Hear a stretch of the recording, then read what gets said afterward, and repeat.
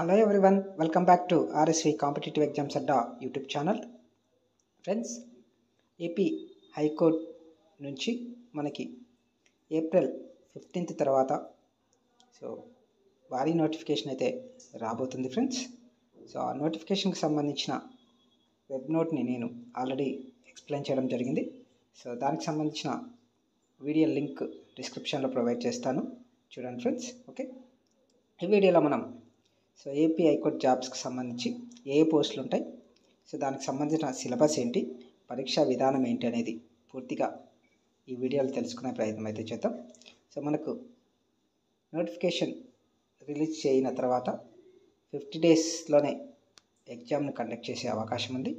కాబట్టి అంతలోపలే మనం ఈ సిలబస్ మరియు పరీక్షా విధానాన్ని తెలుసుకొని ప్రిపేర్ అయితే మనకి జాబ్ వచ్చే అవకాశాలు అయితే ఉన్నాయి. లేకపోతే నోటిఫికేషన్ వచ్చిన తర్వాత చూద్దాంలే అనుకుంటే చాలా ఇబ్బంది పడవలసి వస్తుంది. ఎందుకంటే సిలబస్ అనేది చాలా లెంతీగా ఉంటుంది friends.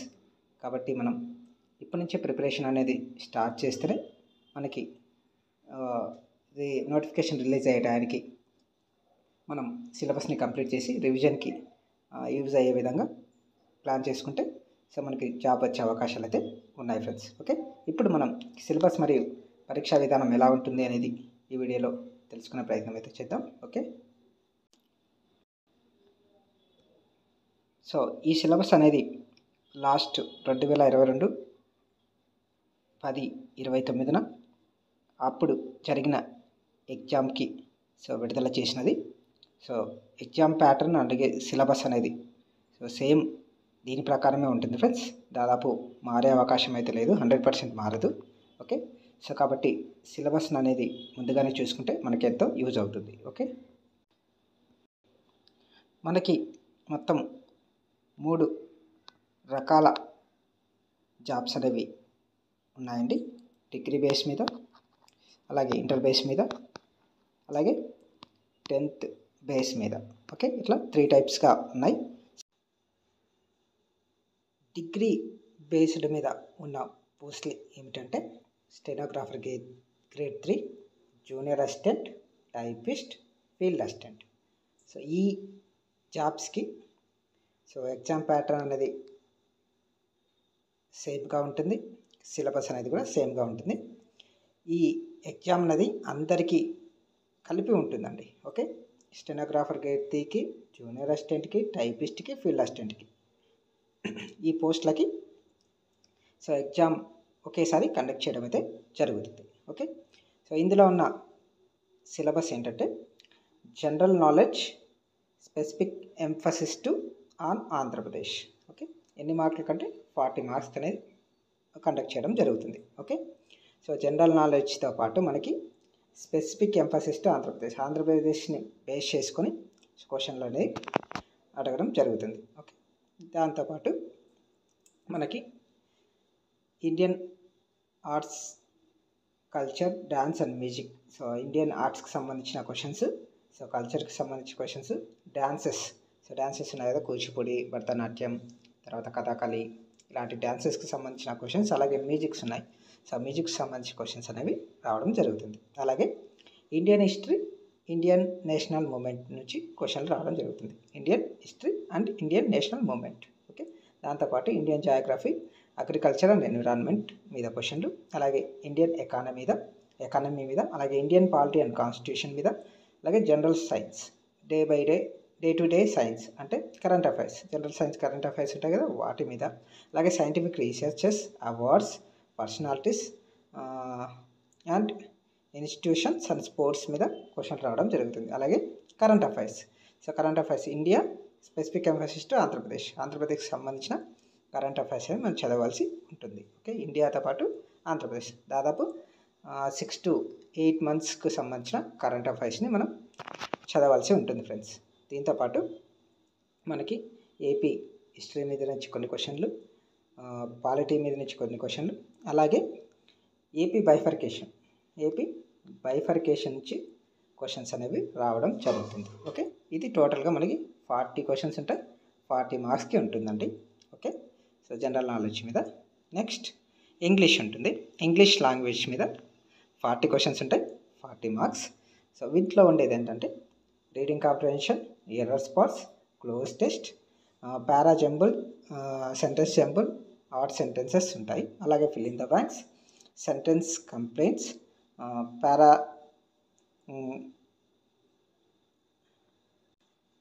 Sentence completion, para completion అనేది ఉంటుంది. దాంతోపాటు సినానిమ్స్, ఆంటోనిమ్స్ చదవాలి. అలాగే ఇడియమ్స్ అండ్ ఫ్రేజెస్ చదవాలి. అలాగే వన్ వర్డ్ సబ్స్టిట్యూషన్స్ చదవాలి. ఇవి డిగ్రీ బేస్ మీద ఉండే పోస్టులకు సంబంధించిన సిలబస్ అండి. సో 40 క్వశ్చన్స్ ఉంటాయి, 40 మార్క్స్. టోటల్గా మనకి 80 క్వశ్చన్స్ రావడం జరుగుతుంది. 80 మార్క్స్కి మనకి ఈ ఎగ్జామ్ అనేది కండక్ట్ చేయడం జరుగుతుంది. డిగ్రీ బేస్ మీద ఉండే పోస్టులకు సంబంధించినది.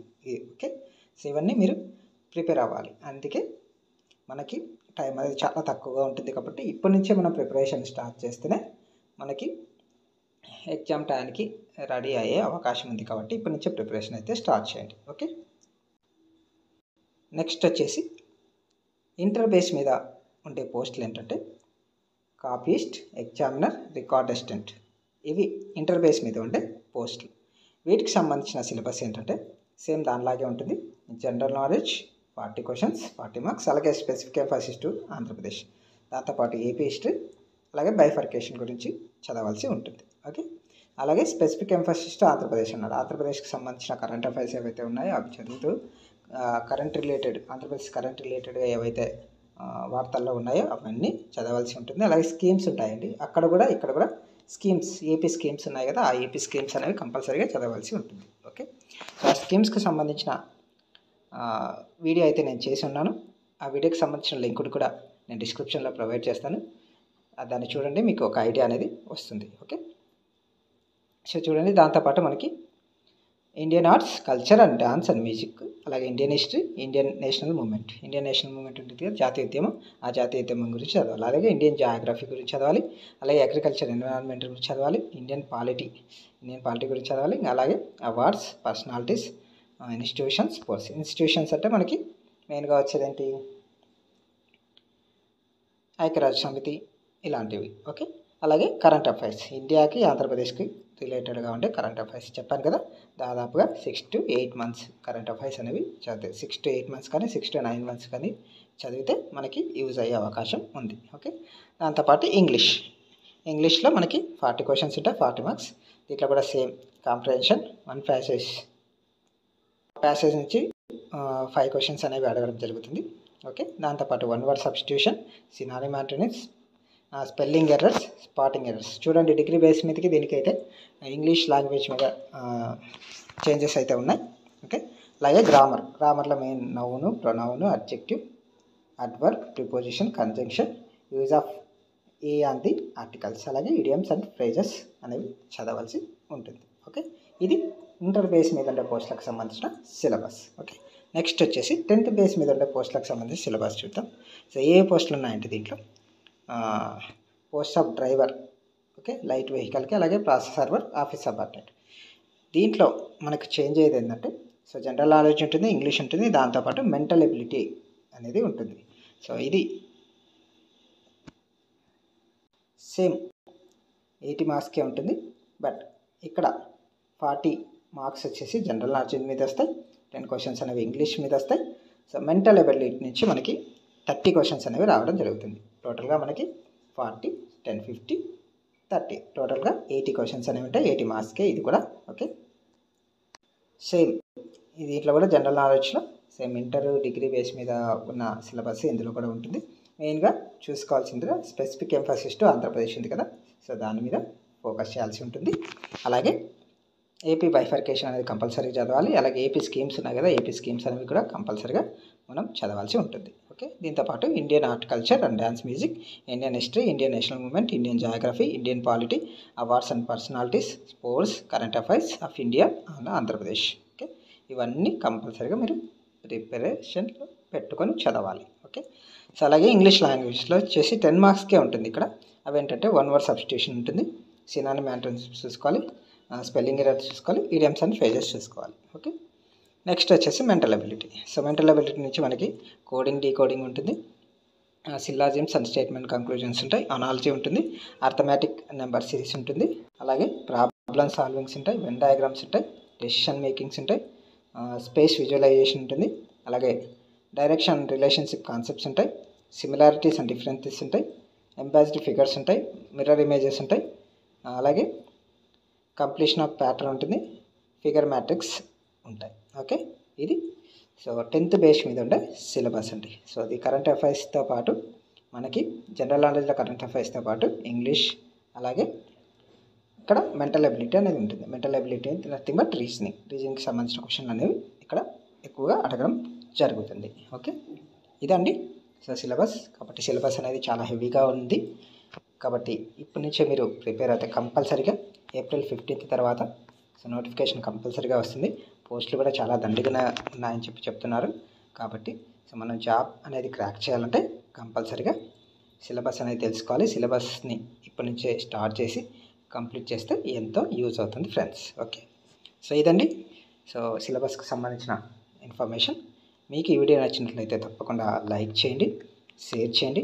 అలాగే మన ఛానల్కి సంబంధించిన మన ఛానల్ని ఫస్ట్ టైం చూస్తున్నట్లయితే ఛానల్ని తప్పకుండా సబ్స్క్రైబ్ చేసుకొని పక్కన బెల్ సింబల్ ఉంటుంది, దాన్ని యాక్టివేట్ చేసుకోండి. ఓకే, నెక్స్ట్ వీడియోలో మనం సో క్వశ్చన్ పేపర్ ప్యాటర్న్ ఎలా ఉంది, క్వశ్చన్స్ అనేవి ఎలా ఇచ్చాడో లాస్ట్ ఇయర్ అనేది చూసేద్దాం. Okay, thanks for watching this video.